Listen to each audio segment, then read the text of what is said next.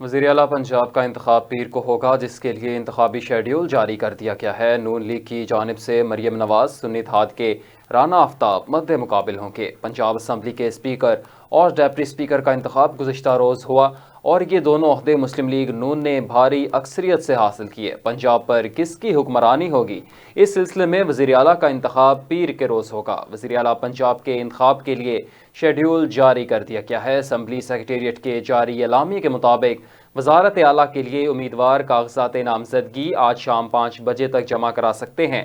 کاغذات نامزدگی کی جانچ پڑتال شام 5:10 تک کی جائے گی، جس کے بعد امیدواروں کی حتمی فہرست جاری ہوگی۔ مسلم لیگ نون کی جانب سے مریم نواز وزیر اعلیٰ پنجاب کی امیدوار ہوں گی، جبکہ سنی اتحاد کونسل کی جانب سے رانا آفتاب وزیر اعلیٰ کے امیدوار ہوں گے۔ ترجمان نون لیگ مریم اورنگزیب کہتی ہیں کہ پہلی بار پنجاب سے کسی خاتون وزیر اعلیٰ کا انتخاب ہوگا اور مریم نواز منتخب ہونے کے بعد صوبے کی ترقی کے لیے اپنے ویژن کا اعلان کریں گی۔